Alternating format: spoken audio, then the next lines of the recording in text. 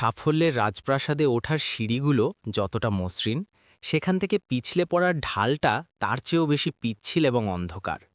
গগনচুম্বী অট্টালিকার চূড়ায় বসে যখন কেউ নিচের দিকে তাকায়, তখন উচ্চতার উল্লাসের চেয়েও বেশি কাজ করে পড়ে যাওয়ার আতঙ্ক। নীল আকাশ ছোঁয়া জেনেক্স ইনোভেশনসের কর্পোরেট সদর দপ্তরে আজ সেই আতঙ্কের মেঘই ঘনীভূত হয়েছিল। যেখানে প্রতিপত্তি আর ক্ষমতার দাপটে বাতাসের আর্দ্রতা মেপে নেওয়া হয়, সেখানে আজ পরাজয়ের এক ঠান্ডা স্রোত সবার মেরুদণ্ড দিয়ে নেমে যাচ্ছিল। এই গল্প কোনো হার না মানা যোদ্ধার নয়, বরং এক অবহেলিত মেধা আর হারানো কৃতজ্ঞতার পুনর্জন্মের কাহিনী। বাইরে থেকে চকচকে কাঁচের দেয়াল ঘেরা অফিসটিকে স্থির মনে হলেও কারখানার অন্দরে যেন এক প্রলয়ঙ্কারী ঘূর্ণিঝড় বয়ে যাচ্ছিল। গত এক পক্ষকাল ধরে এই সাম্রাজ্যের হৃৎপিণ্ড তথা তাদের গর্বের ধন প্রোটনেক্স টারবাইন অবাধ্য হয়ে উঠেছে। এটি স্রেফ কোনো যন্ত্র ছিল না, এটি ছিল তিলোত্তমা নগরীর আলোকবর্তিকা এবং কোম্পানির কয়েক দশকের অর্জিত সম্মানের শেষ কেল্লা।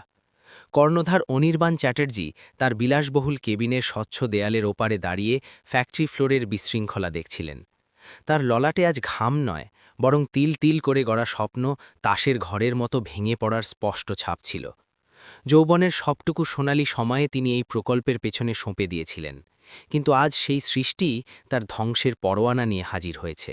স্যার, জার্মানি আর আমেরিকার বাঘা বাঘা প্রকৌশলীদের সাথে আমরা রাতভর কনফারেন্স করেছি। কৃত্রিম বুদ্ধিমত্তা দিয়ে সব কোডিং নতুন করে সাজানো হয়েছে, তবুও এই অদ্ভুত কম্পন থামছে না। মনে হচ্ছে যন্ত্রের ভেতর কোনো অশরীরী ছায়া ভর করেছে।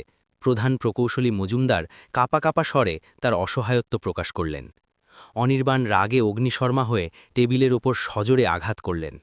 অশরীরী ছায়া নয় মজুমদার, অক্ষমতা লুকিয়ে আছে তোমার মগজে। যদি আগামী ২৪ ঘন্টার মধ্যে এই টারবাইন পূর্ণ ছন্দে না ফেরে, তবে বিনিয়োগকারীরা আমাদের অস্তিত্ব মিটিয়ে দেবে। আমার অজুহাত চাই না, প্রতিকার চাই।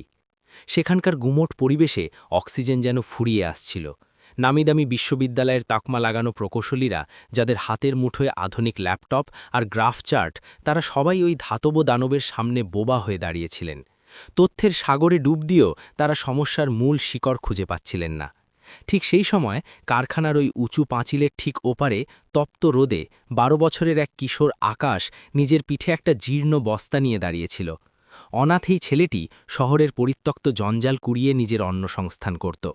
তার মলিন বেশবাস আর ধুলোমাখা অবয়বের আড়ালে লুকিয়েছিল একজোড়া উজ্জ্বল আর সন্ধানী চোখ। প্লাস্টিকের বোতল কুড়োতে কুড়োতে সে হঠাৎ স্থবির হয়ে গেল। কারখানার ভেতর থেকে আসা সেই বিকট আওয়াজ অন্যদের কাছে যান্ত্রিক গোলযোগ মনে হলেও আকাশের কানে তা ছিল এক বিষণ্ণ সুর। সে জংধরা দেয়ালে কান পাতল, তার ললাটে ভাঁজ পড়ল। সে যে সুরের সাথে পরিচিত ছিল, আজ তাতে বড় করুণ এক ছন্দপতন ঘটেছে। ধক ধক, খটাং, ধক। আকাশ চোখ দুটো বুজে ফেলল। তার মনে হল কোনো বিশালাকার জন্তু যন্ত্রণায় ছটফট করছে। যান্ত্রিক বিদ্যা তার জানা ছিল না, কিন্তু শব্দের স্পন্দন বোঝার এক অদ্ভুত সহজাত ক্ষমতা সে অর্জন করেছিল বাস্তবের পাঠশালা থেকে। সে সেখানে ঠাঁয়ে দাঁড়িয়ে সেই বেসুরো শব্দের গতিবিধি পর্যবেক্ষণ করতে লাগল এবং শূন্যে হাত নেড়ে অদৃশ্য কোনো তার বা নব ঠিক করার ভঙ্গি করতে লাগল। ভেতরে হতাশার পারদ চড়ছিল। অনির্বাণ নিজের অস্থিরতা সামলাতে না পেরে একটু খোলা বাতাসের আশায় পিছনের ফটকের দিকে এগিয়ে গেলেন। তার ধীশক্তি যেন কাজ করা বন্ধ করে দিয়েছিল। ফটকের কাছে আসতেই তার নজরে পড়ল এক মলিন বালক দেয়ালে কান ঠেকিয়ে হাওয়ায় হাত নাড়ছে। কারখানার প্রহরী আকাশকে দেখেই লাঠি উঁচিয়ে তেড়ে এলো। এই চোকরা, ভাগ এখান থেকে, সাহেবের মেজাজ বিগড়ে আছে, এখনই তোর কপালে দুঃখ নাচ্ছে। প্রহরীর হুঙ্কারে আকাশ চমকে উঠে তার বস্তাটা কাঁধে তুলে নেওয়ার উপক্রম করল, কিন্তু অনির্বাণ হাত তুলে প্রহরীকে নিবৃত্ত করলেন। ওই বালকের মগ্নতার মাঝে তিনি এমন এক একাগ্রতা দেখতে পেলেন, যা ভেতরে থাকা উচ্চশিক্ষিত ইঞ্জিনিয়ারদের মধ্যেও অনুপস্থিত ছিল। অনির্বাণ ধীর পদে ছেলেটির কাছে গিয়ে জিজ্ঞেস করলেন, কি শুনছ এখানে দাঁড়িয়ে? তার কণ্ঠে অবসাদ আর এক চিমটে কৌতূহল মেশানো ছিল। আকাশ ভয়ে ভয়ে ওপরের দিকে তাকিয়ে দেয়ালে আঙুল নির্দেশ করল। কর্তা, আপনার ওই বড় কলটা কাঁদছে, ওর দমবন্ধ হয়ে আসছে। অনির্বাণ স্তব্ধ হয়ে গেলেন। কোটি টাকার টারবাইনকে কল আর যান্ত্রিক ত্রুটিকে কান্না বলাই কিশোরের সরল উক্তি তার অন্তরে এক প্রবল নাড়া দিল। দমবন্ধ হয়ে আসছে? অনির্বাণ অবিশ্বাসের সুরে আওড়ালেন। খোকা, এটা তো লোহা লক্কর, এর কি প্রাণ আছে? আকাশ তার ছেঁড়া হাতায় নাক মুছে গম্ভীরভাবে উত্তর দিল, কর্তা, প্রাণ তো সব কিছুর মধ্যেই থাকে। দাদুর ওই পুরনো পাম্পসেট যখন আটকে যেত তখন সেও ঠিক এমন করেই গোঙাত। এই কলটা হেঁচকি তুলছে, আপনি যদি জলদি একে না ছাড়ান তবে ও রেগে গিয়ে চুরমার হয়ে যাবে। চুরমার হয়ে যাবে, এই সতর্কবাণী অনির্বাণের কানে কোনো দৈববাণীর মতো বাজল। তিনি প্রহরীকে সরে যাওয়ার নির্দেশ দিলেন এবং আকাশের দিকে হাত বাড়িয়ে বললেন, ভেতরে আসবে, আমাকে দেখাবে ব্যথাটা কোথায়। পাশে থাকা কর্মীরা চোখ কপালে তুলল। স্যার, আপনি কি সুস্থ আছেন? এই নোংরা টোকাই ছেলেটা ভেতরে গিয়ে সব কলুষিত করে দেবে। এটা আমাদের হাইটেক জোন। মজুমদার বাধা দেওয়ার চেষ্টা করলেন। অনির্বাণ তার দিকে তীক্ষ্ণ দৃষ্টিতে তাকালেন। মিস্টার চ্যাটার্জি, আমার দীর্ঘদিনের পরিশ্রম আর মর্যাদা ধুলোয় মিশতে বসেছে। তার চেয়ে বড় নোংরা আর কি হতে পারে? দরজা খোলো। আকাশ যে জীবনে এমন রাজকীয় অট্টালিকার কথা কল্পনাও করেনি, আজ সে প্রধান ফটক দিয়ে সদর্পে ভেতরে ঢুকল। শীতাতপ নিয়ন্ত্রিত ঠান্ডা বাতাস আর আয়নার মতো ঝকঝকে মেঝের ঔজ্জ্বল্য দেখে সে মুহূর্তের জন্য কুঁকড়ে গেল। যখন সে মূল হলের মাঝখানে দাঁড়াল তখন কয়েক ডজন প্রকৌশলীর অবজ্ঞাসূচক দৃষ্টি তার ওপর আছড়ে পড়ল। তাদের দামি স্যুট আর আকাশের ছিন্নভিন্ন পোশাকের বৈষপরিত্য যেন এক নিষ্ঠুর বিদ্রূপ ছিল। মজুমদার সাহেব শুরু থেকেই বিরক্ত ছিলেন। আকাশকে দেখে তিনি ফেটে পড়লেন, মিস্টার চ্যাটার্জি, এটা কি কোনো ইয়ার্কি? আমরা এখানে প্রযুক্তির সংকট সামলাচ্ছি আর আপনি রাস্তা থেকে এক ভিখারিকে ধরে নিয়ে এলেন। এখন কি আমরা তন্ত্রমন্ত্র দিয়ে মেশিন সারাব? বাকিরাও মুখ টিপে হাসতে লাগল। গোটা পরিবেশে ছিল তীব্র অপমান আর বিদ্রুপের গন্ধ। কিন্তু অনির্বাণ নিজের সিদ্ধান্তে অটল ছিলেন। মজুমদার, গত 15 দিনে তোমার সব তাত্ত্বিক বিদ্যা আর সুপার কম্পিউটার ব্যর্থ হয়েছে। যদি এই কিশোর যন্ত্রের স্পন্দনে এমন কিছু খুঁজে পায় যা তোমাদের রাডারে ধরা পড়ছে না, তবে আমি তাকে সুযোগ দেব। এখন সবাই খামোশ। নিস্তব্ধতা নেমে এলো গোটা হলে। শুধু সেই দানবীয় টারবাইনের ওই ভয়ঙ্কর আর বিজাতীয় গর্জন প্রতিধ্বনিত হচ্ছিল। অনির্বাণ আকাশের পিঠে হাত রেখে বললেন, যাও খোকা, ওটাকে পরীক্ষা করো। আকাশ ধীরে ধীরে সেই প্রকাণ্ড যন্ত্রটির দিকে এগিয়ে গেল। যন্ত্রটা যেন এক লোহার অসুর, যা থেকে উত্তপ্ত বাষ্প আর থরথরে কম্পন বিচ্ছুরিত হচ্ছিল। আকাশের মনে কোনো ভয় বা সংশয় ছিল না। সে চোখ বুজে ফেলল। চারপাশের এসির ঠান্ডা হাওয়া কিংবা অন্যদের উপহাস সবই তার চেতনা থেকে বিলুপ্ত হয়ে গেল। রয়ে গেল শুধু সেই কম্পমান সুর। সে তার ময়লা আর কালো হয়ে যাওয়া হাতের তালু যন্ত্রের ঠান্ডা গায়ে রাখল। যন্ত্রের সেই ধুকপুকুনি তার নিজের হৃৎস্পন্দনের সাথে মিলেমিশে এক হয়ে গেল।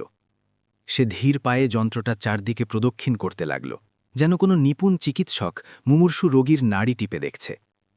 প্রকৌশলীরা পরস্পরের দিকে তাকিয়ে ব্যঙ্গাত্মক হাসি বিনিময় করছিল।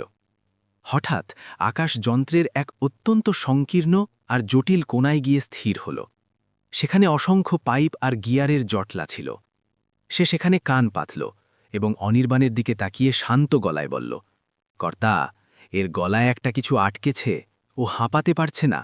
ওখানটাতেই একটু মালিশ করে দিতে হবে।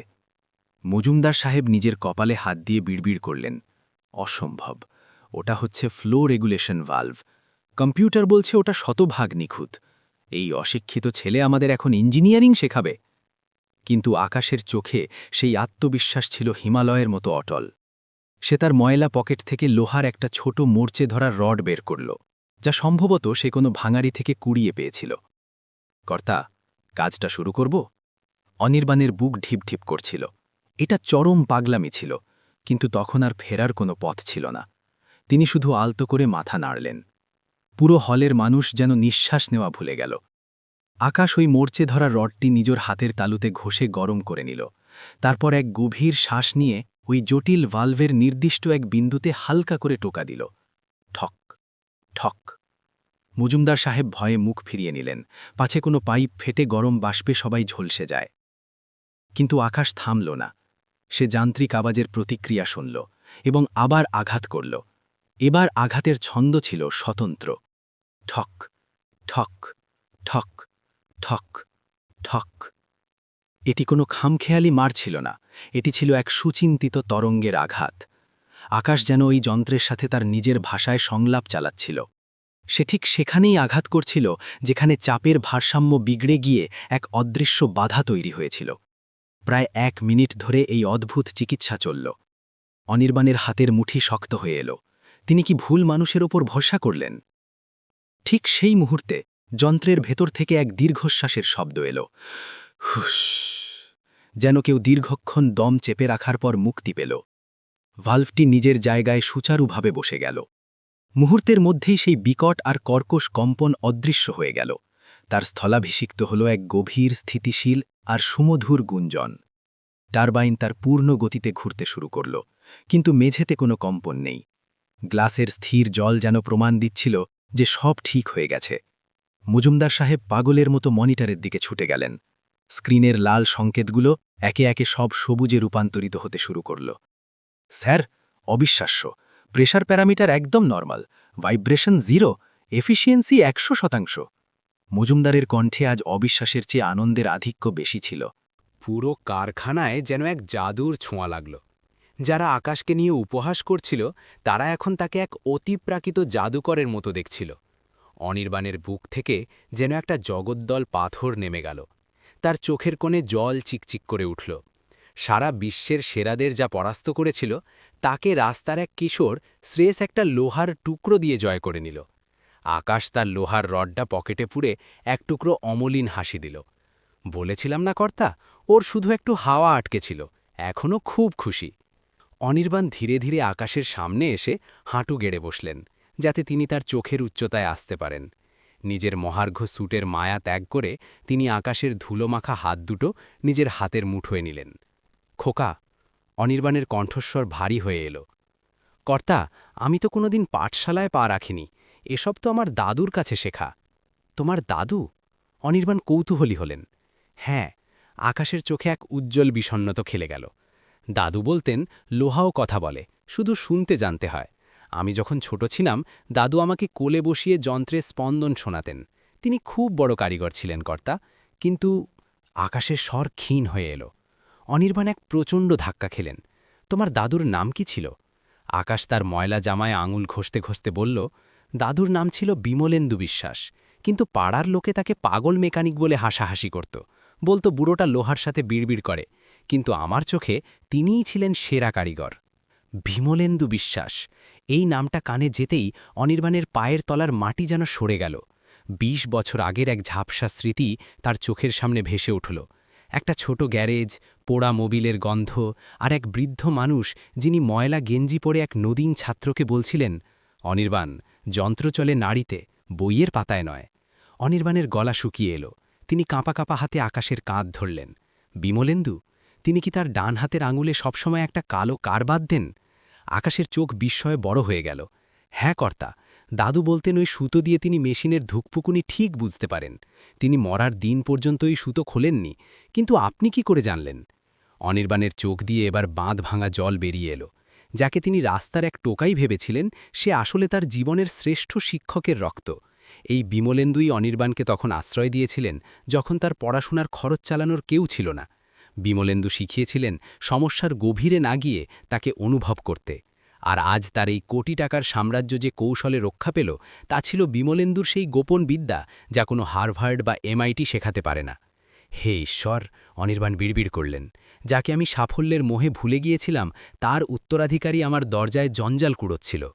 সেখানে উপস্থিত সবাই পাথরের মতো স্থির হয়ে দাঁড়িয়েছিল। তাদের কঠোর বসকে এভাবে ভেঙে পড়তে তারা আগে কখনো দেখেনি। অনির্বাণ নিজেকে সামলে নিয়ে ঘোষণা করলেন, সবাই শোনো, আজ থেকে এই ছেলেটিকে কেউ রাস্তার ছেলে বলবে না। ও বন্টি নয়, ও মাস্টার বিমলেন্দুর নাতি, এবং আজ থেকেই প্রতিষ্ঠানের সবচেয়ে সম্মানিত সদস্য। তিনি আকাশের দিকে ফিরে বললেন, খোকা, তুমি কি আমার সাথে থাকবে? আমাকে কি আবার সেই বোধ শেখাবে যা তোমার দাদু শিখিয়েছিলেন? আমি তোমাকে সেই মর্যাদা দেব যা তোমার দাদু প্রাপ্য ছিলেন কিন্তু পাননি। আকাশ সবটা বুঝতে না পারলেও এটুকু বুঝল যে আজ থেকে তার অন্ধকার জগৎটা পাল্টে যাচ্ছে। সে শুধু জিজ্ঞেস করল, আমি কি রোজ কলগুলোর গান শুনতে পাব? অনির্বাণের চোখে বাতসানল উছলে উঠল। তিনি বললেন, তুমি শুধু গান শুনবে না, তুমি এই সুরের মালিক হবে। অনির্বাণ তৎক্ষণাৎ সব কর্মসূচি বাতিল করে আকাশকে নিজের বিলাসবহুল গাড়িতে তুললেন। আকাশের কাছে সেই যাত্রা ছিল এক স্বপ্নপুরীর মতো। এসির আরামদায়ক পরিবেশে সে গভীর ঘুমে তলিয়ে গেল। বাড়িতে নিয়ে গিয়ে অনির্বাণ তাকে নিজের সন্তানের মতো স্নান করালেন। আয়নার সামনে দাঁড়িয়ে আকাশ নিজেকে চিনতে পারছিল না। বছরের জমা জঞ্জাল ধুয়ে যাওয়ার পর এক তেজস্বী কিশোরের মুখ বেরিয়ে এলো। খাওয়ার টেবিলে যখন নানা রাজকীয় খাবার সাজানো হলো, আকাশের চোখে জল এলো। সে এক টুকরো রুটি কপালে ঠেকিয়ে বলল, দাদু বলতেন একদিন আমাদের সুদিন আসবে। আজ সুদিন এলো, কিন্তু দাদু দেখে গেলেন না। অনির্বাণ তাকে বুকে জড়িয়ে ধরলেন। আকাশ, তোমার দাদু তোমার সাথেই আছেন, তোমার ওই জাদুকরী হাতের স্পর্শে। পরের দিন এক জনাকীর্ণ সংবাদ সম্মেলনে অনির্বাণ আকাশকে বিশ্বের সামনে পরিচয় করিয়ে দিলেন। ক্যামেরার ফ্ল্যাশ আর হাজারো মানুষের ভিড়ের মাঝে আকাশ তার স্কুলের ইউনিফর্ম পরে দাঁড়িয়েছিল।